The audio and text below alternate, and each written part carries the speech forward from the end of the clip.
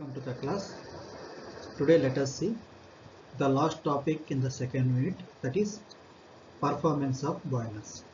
Here we will discuss about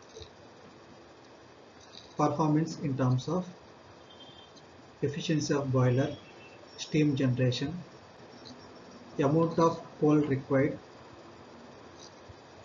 and steam evaporation. Those things we will discuss in the performance of boilers. Let us see one by one. The first one is evaporation rate.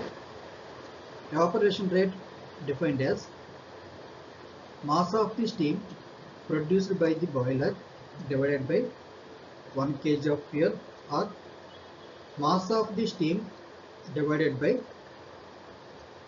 heat surface area in meter square, and also we can express in terms of mass of steam produced by the boiler divided by volume of the grate.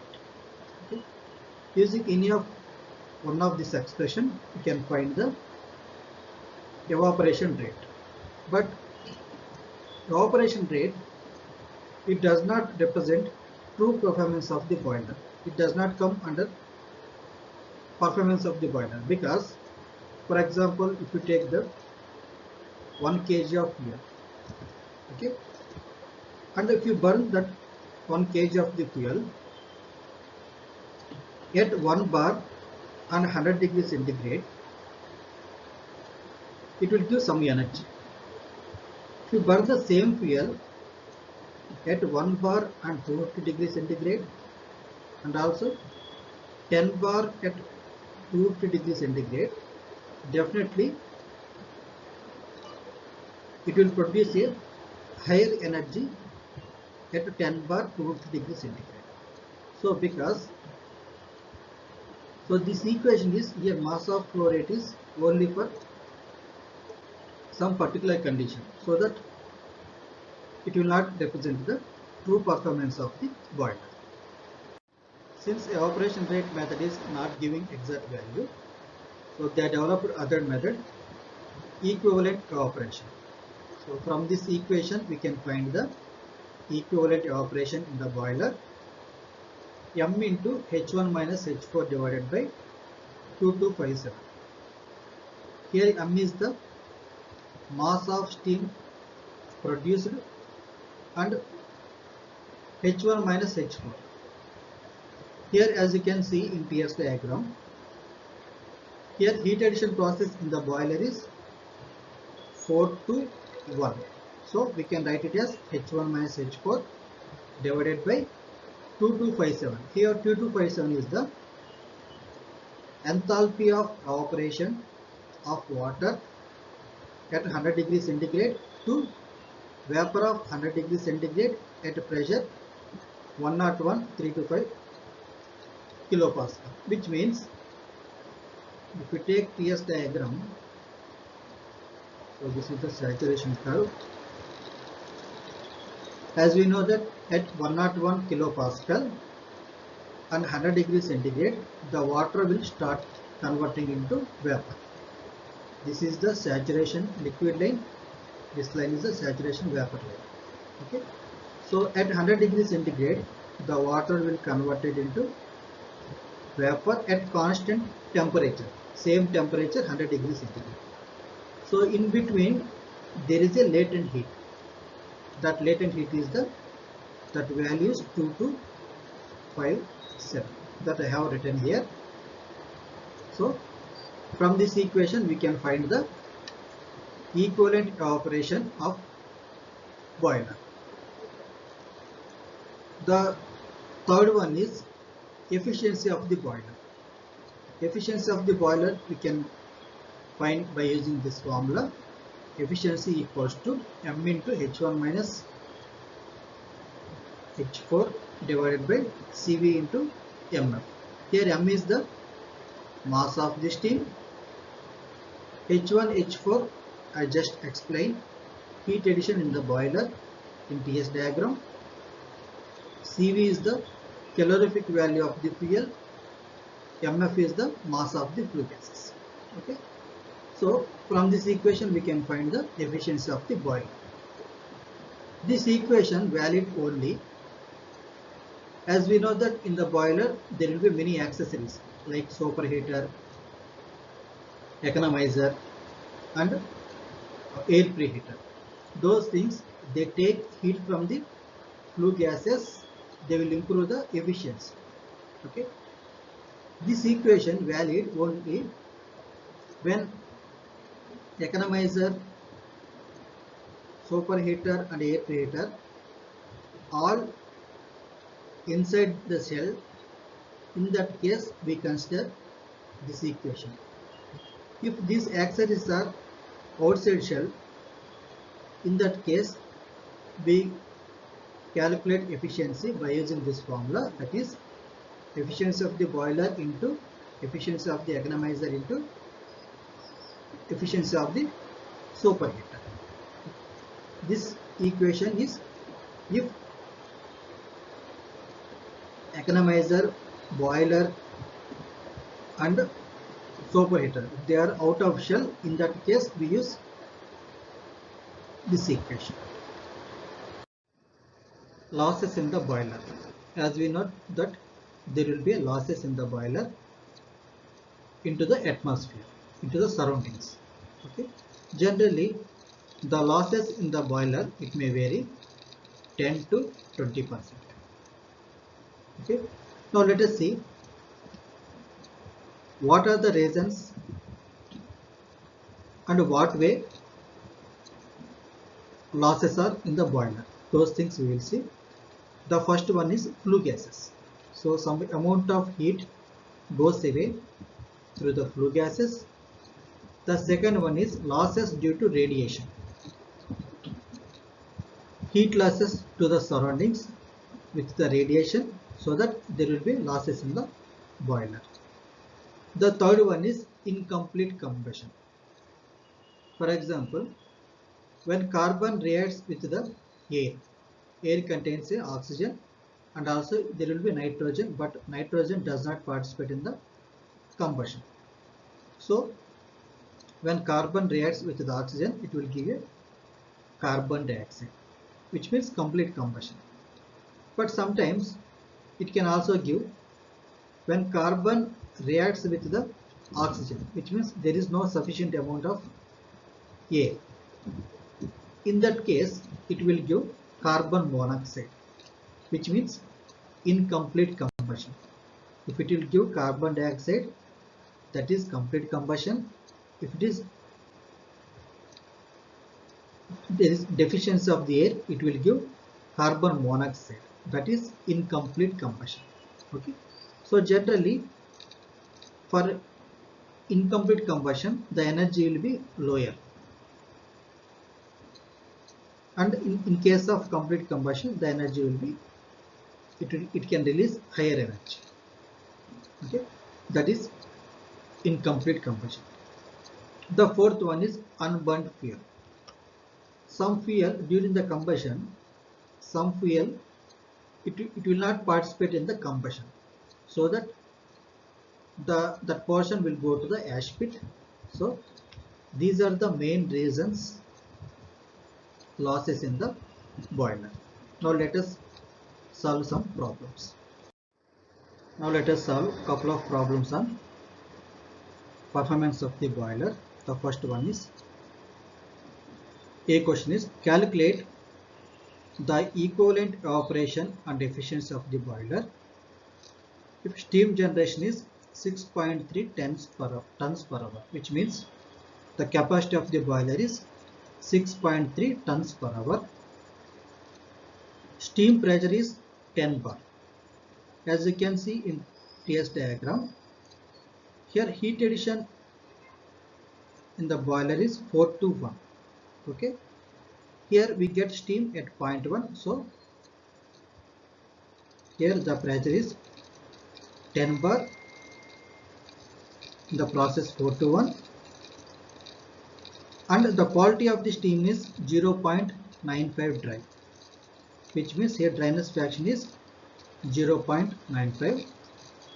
As we know that at saturated liquid line the dryness fraction is 0, At saturation vapor line, the dryness fraction is 1.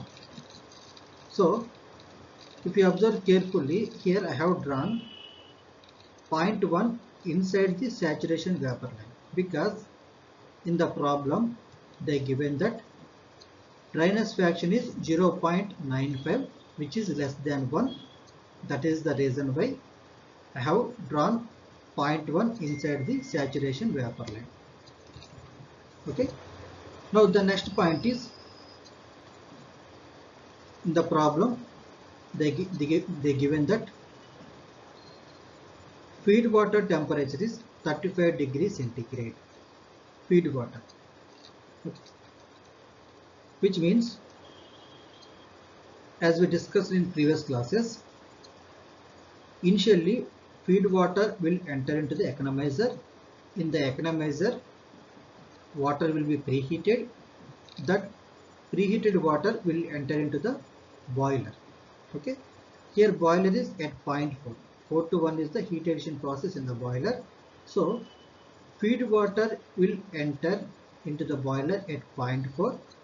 At 0.4, the temperature is 35 degree centigrade.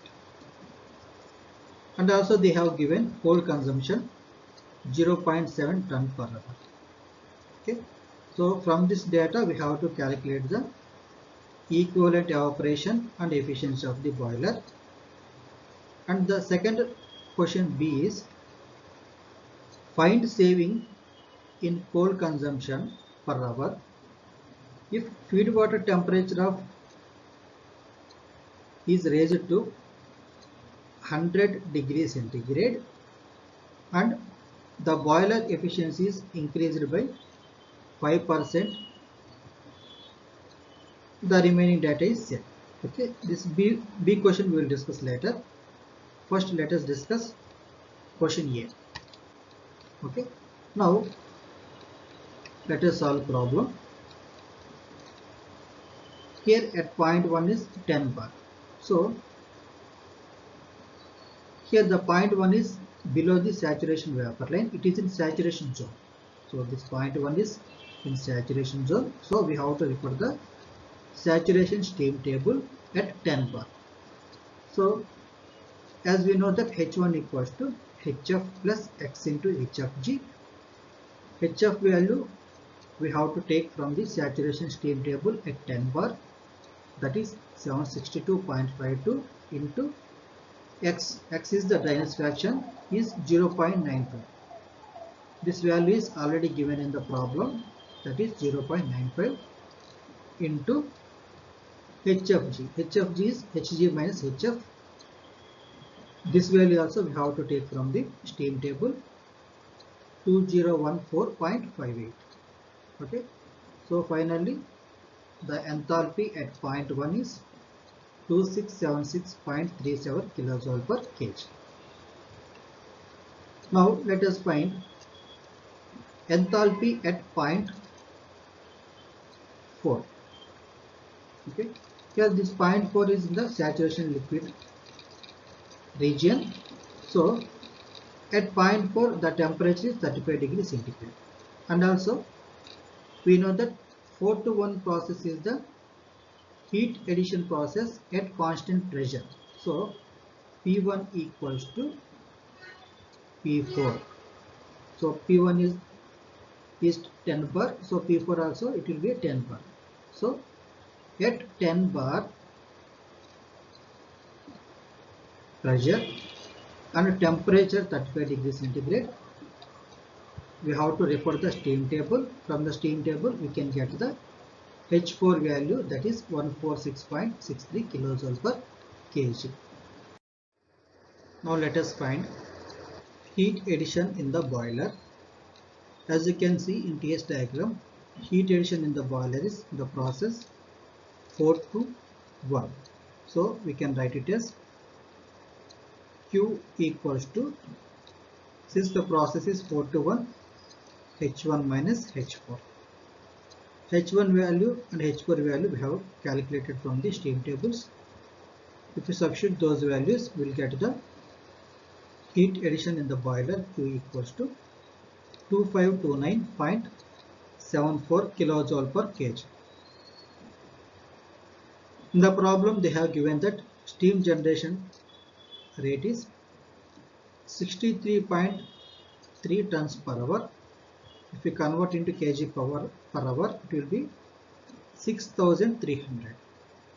And also they have given in the problem coal consumption is 0.7 tons per hour. Okay, if we convert this into kg per hour, 700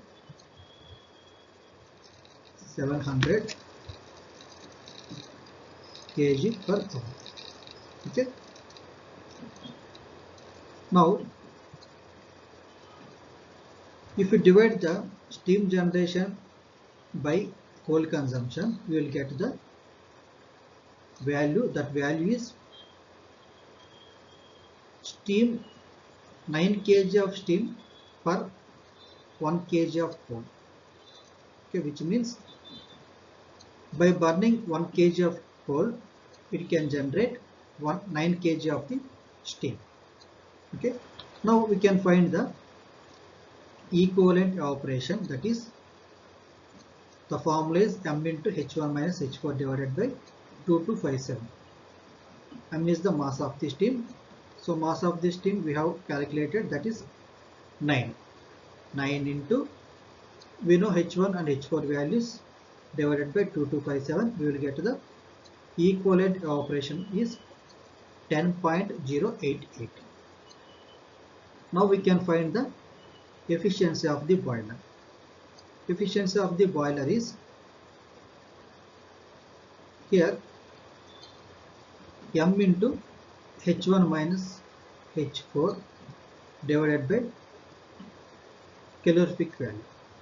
Okay, now m is the mass flow rate 9 into h1 h4 values we have already calculated, and the calorific value already given in the problem. From this we can calculate the efficiency of the boiler, that is 0.71 in percentage, 71%. Now let us see question B. Find saving in coal consumption per hour if the temperature of feed water is raised to 100 degrees centigrade and the boiler efficiency increased by 5%. Which means here feed water entering in the boiler with 100 degrees centigrade temperature. But in question A, feed water temperature was 30 degrees centigrade. Okay, so on TS diagram 100 degrees centigrade means it will be somewhere here. So this point is 6. Okay, now the increased boiler efficiency eta B dash equals to actual efficiency we just calculated 71.1 plus increased efficiency is 5%. The total is 76.5%.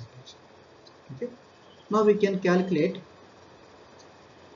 heat addition in the boiler. So for that we required H1 and H6 values. H1 value we already taken from the steam table. Now we have to find the enthalpy at point 6. At point 6 the temperature is 100 degrees centigrade and the pressure is constant, that is 10 bar. So at 10 bar 100 degrees centigrade we have to refer the saturated steam table. From the table we can find the enthalpy at point 6, that is 419.17 kilojoule per kg. Now we can find the heat addition, that is H1 minus H6 into mass of the steam divided by increase in efficiency of the boiler. So here we know all the values. Once you substitute we will get the total heat addition. Now we can find the mass of the fluid burned per hour, that we can find from this equation, total heat divided by calorific value. Total heat we just calculated, calorific value already given in the problem, that is 32,000. Okay, we can get the value is 583.95 kilojoule per hour. Okay, but in the previous problem, previous question A, their mass of fluid burned per hour 700 kg per hour, but here mass of the fluid is reduced to 583, almost 200 kg reduced, because here feed water temperature is 100 degrees centigrade, which means it is already preheated in the economizer before entering into the boiler, so that the mass of the fluid burned per hour reduces. Now the second problem is steam pressure. They have given 1.2 megapascal, which means the pressure at point 1.2 megapascal. Quality of the steam leaving boiler 0.97. It is a dryness fraction which is less than 1. So it will be below the saturation vapor line. So that is the reason why here the 0.1 is inside the saturation zone. Temperature of steam leaving superheater 250 degrees centigrade. Here superheater is there, which means the steam is getting superheated.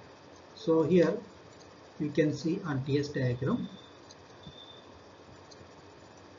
initially heat tension in the boiler is 4 to 1. Here water will be converted into steam. At 0.1 dryness fraction is 0.97. At 0.1 again it is superheated in the superheater, so that the 0.1 is in the region superheated region. So here temperature is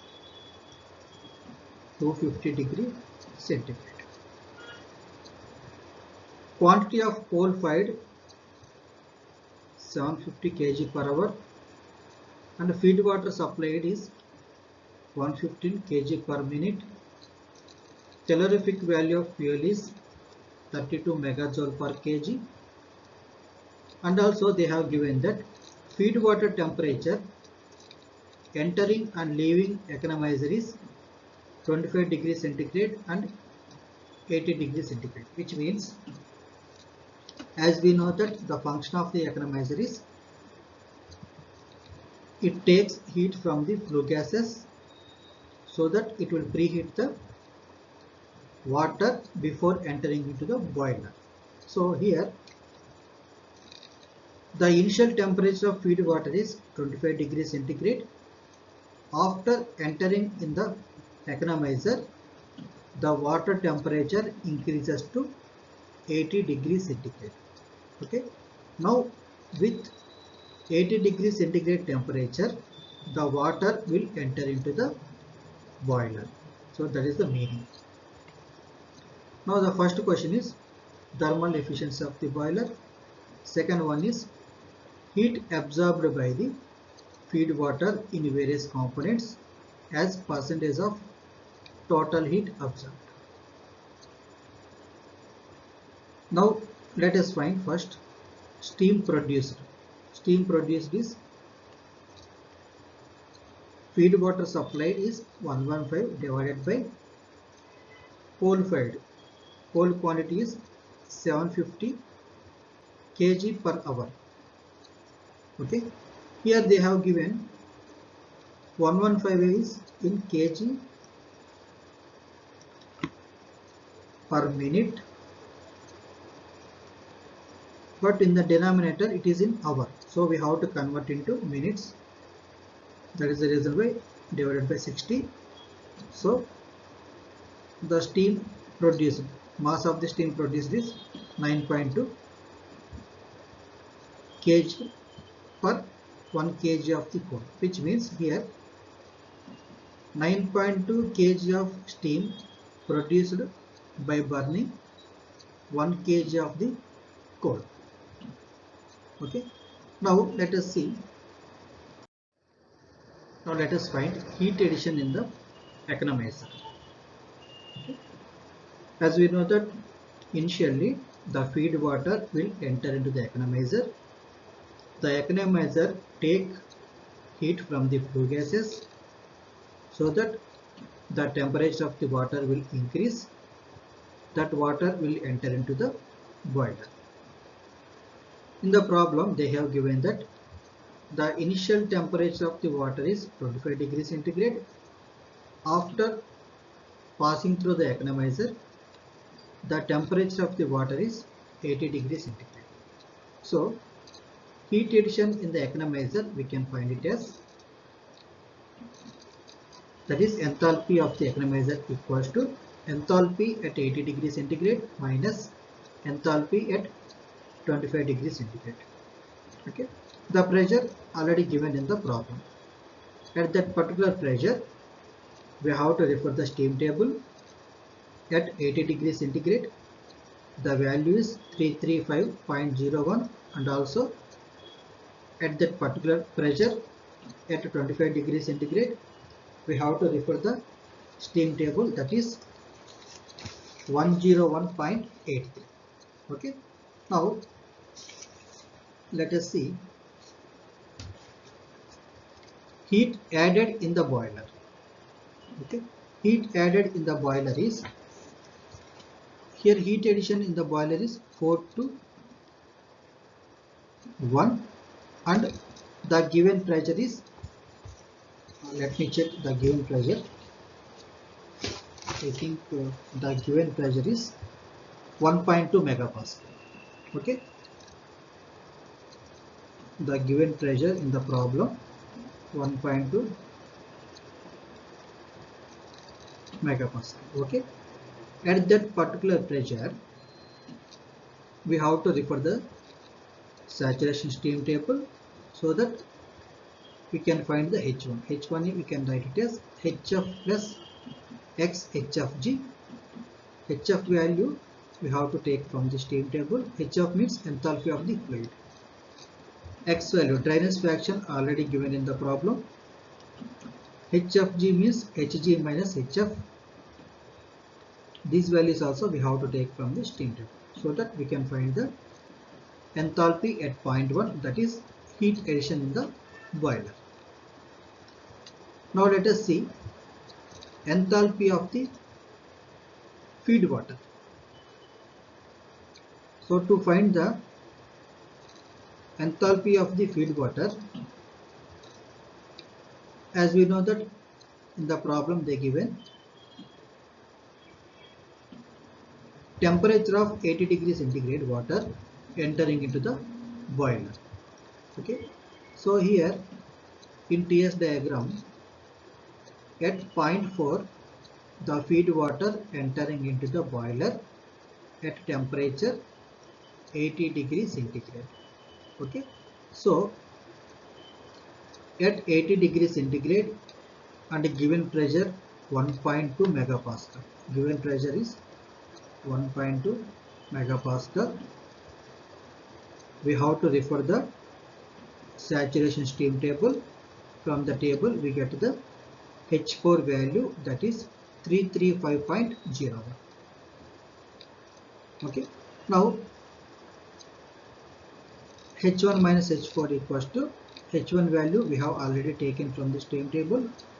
H4 value also just we have taken from the steam table. The value is 2389.9 kilojoule per kg. And also they have given that in the problem here steam is superheated. So here at point 7 we have to find the enthalpy. Since this point is in the superheated region, so we have to refer the superheated steam table at temperature 250 degrees centigrade, because in the problem they have given 250 degrees centigrade. Okay. Now once you refer the steam table you will get the enthalpy at point 7, that is 2935.6 kilojoule per kg. Now heat added in the superheat is here from which point to which point heat added, from point 1 to point 7, because superheated process started from point 1 to point 7, so we can write it as H7 minus H1 equals to 2935.7 minus H1 value 2724.1. So from this we will get the heat added in the superheater. So here we calculated heat added in the economizer, heat added in the boiler, heat enthalpy of the feed water, and also heat added in the superheater. Okay, all things will be in the inside the shell. Now let us find total heat addition in the process. Total heat addition means heat addition in the economizer, heat addition in the boiler, heat addition in the feed water, and heat addition in the superheater. Okay, here I have not shown all those things. When we add all the heat additions, we will get the total value, that is 2830.77 kilojoule per kg. Now we can find the efficiency. Efficiency of the boiler equals to mass of the steam into total heat Q. Here total heat is heat addition in the boiler plus heat addition in the economizer plus heat addition in the superheater. Okay, divided by calorific value. Mass of the steam is 9.2. Total Q value just we calculated, that is 2830.77 divided by calorific value 32 into 1000. To convert into units, we have written as 1000. The value is efficiency of the boiler is 81.4%. Now we have to find the efficiency of the economizer, efficiency of the boiler, efficiency of the superheater. Now let us see efficiency of the economizer is heat addition in the economizer divided by total heat addition, that is 81.3%, 8.13%. Heat addition in the boiler is efficiency of the boiler is heat addition in the boiler divided by heat addition, that is 84.4%. Same way we can find the efficiency for the superheater, that is heat addition in the superheater divided by total heat supply, that is the total value is efficiency 7.47%. Okay, this way we can find the efficiency of the boiler, total heat addition, efficiency of the economizer, efficiency of the boiler, and efficiency of the superheater. Okay, with this the second unit is over. Next class we will start third unit.